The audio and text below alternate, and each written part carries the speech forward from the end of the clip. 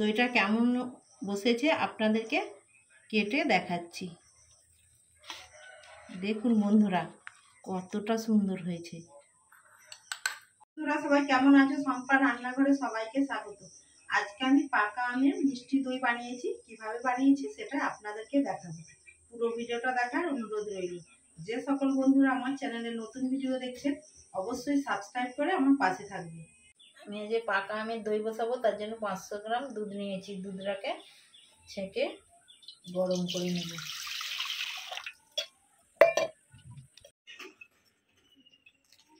বন্ধুরা দেখুন দুধটা কতটা ঘন হয়ে গেছে। ফুটিয়ে ফুটিয়ে আরো ঘন করে নেব। আমি দুধটা ভালো করে ধুয়ে নিচ্ছি।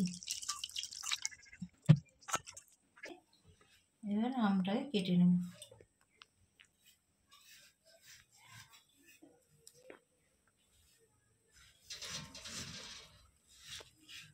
বন্ধুরা আমটা কেটে নিয়েছি। আম দুটো কেটে নিয়েছি। এবার আমের কাঁচটাকে বার করে নিচ্ছি। আপনারা ছুরি দিয়েও বের করে নিতে পারেন। আমি একটা ছোট চামচ নিয়েছি। চামচ এইরকম করে একটা ছোট চামচ দিয়ে আমের এটাকে বার করে নিচ্ছি। মিক্সিতে পেস্ট করে নিচ্ছি। দেখুন বন্ধুরা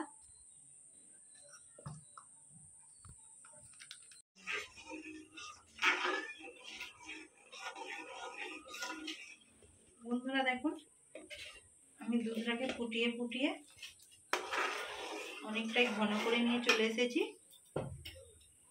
এবার আমি 3 থেকে 4 চামচের মতো চিনি দিয়ে দিচ্ছি।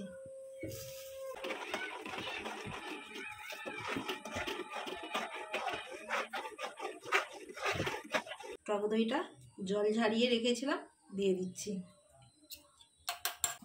টক দই দিয়ে দিচ্ছি। আমি কাঁচটা বের করে রেখেছিলাম দিয়ে দিচ্ছি।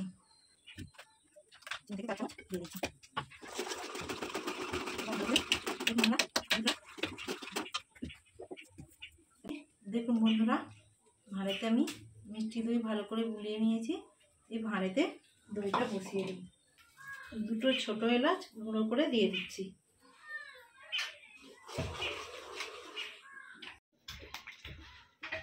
আমি দইয়ের জন্য এরকম ঘনত্ব করে নিয়েছি। এবার আমি নামিয়ে নিচ্ছি। এইভাবে নেড়ে নেড়ে ঠান্ডা করে নিচ্ছি। বন্ধুরা দেখুন নেড়ে নেড়ে আমি অনেকটা ঠান্ডা করে নিয়েছি। দেখুন এইভাবে একটা আঙুল ডুবে যাচ্ছে।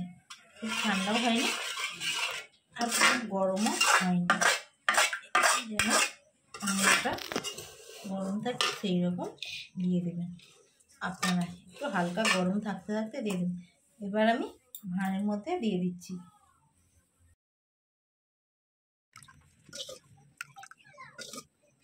ভাঁড়টা আমি খুব ভর্তি করি না, এইরকম হয়েছে আমার। যতটা আপনারা তৈরি করবেন সেই মতন দুধটা নিয়ে নেবেন। আমি এই রকম রেখেছি। এবার দিয়ে দিচ্ছি। জলটা গরম হয়ে গেছে। আমি এবার দইটা গরমের মধ্যে বসিয়ে দিচ্ছি। আবার ঢাকা দিয়ে দিচ্ছি। 15 থেকে 20 মিনিট ঢেকে রেখে দিচ্ছি। বন্ধুরা গ্যাসটা আমি 20 মিনিট পরে বন্ধ করে দিয়েছিলাম। ঠান্ডা হয়ে গেছে। এবার খুলে দেখাচ্ছি। ঢাকা খুলে দেখুন বন্ধুরা দইটা কত সুন্দর বসেছে। কিন্তু দইটা এখন খাওয়া যাবে না, একটু নরম আছে। আর জানেন তো দই একটু ঠান্ডায় খেতে হয়। ফ্রিজে রেখে দিলে এটা একটু শক্ত হয়ে বসেও যাবে আর খেতেও সুন্দর লাগবে। তাই ফ্রিজে 1 ঘন্টা রেখে দেব। পাকা আমের মিষ্টি দইটা কত সুন্দর কালার এসেছে দেখুন। খালি ফ্রিজে 1 ঘন্টা রেখে দেব, তারপরে আপনাদেরকে দেখাবো। বন্ধুরা 1 ঘন্টা পরে আমি ফ্রিজ থেকে বের করে নিয়ে চলে এসেছি। দেখুন বন্ধুরা কত সুন্দর দইটা বসে গেছে। দইটা একবারে গায়ের মধ্যে ঘাম দিয়েছে। আর দেখুন বন্ধুরা কত সুন্দরভাবে বসেছে, দইটা জলও কাটেনি আর কিচ্ছু হয় বসেছে। আপনাদেরকে কেটে দেখাচ্ছি, দেখুন বন্ধুরা কতটা সুন্দর হয়েছে। কেটেছি দেখুন খালি কতটা সুন্দর হয়েছে। বন্ধুরা আমি দইটা খেয়ে দেখাচ্ছি আপনাদেরকে কেমন হয়েছে। পাকা আমি মিষ্টি দইটা আপনাদেরকে খেয়ে দেখাচ্ছি কেমন হয়েছে।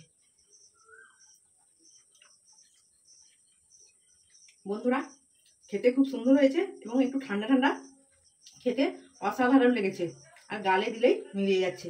আপনারা অবশ্যই বাড়িতে এই মিষ্টি দইটা বানাবেন। পাকা আমের সিজনে এটা না বানালে একবার আপনারা বুঝতেই পারবেন না। অবশ্যই মিষ্টি দইটা একবার বানাবেন। আমার ভিডিও যদি আপনাদের ভালো লেগে থাকে বেশি বেশি করে লাইক, কমেন্ট এবং সাবস্ক্রাইব করে আমার পাশে থাকবেন।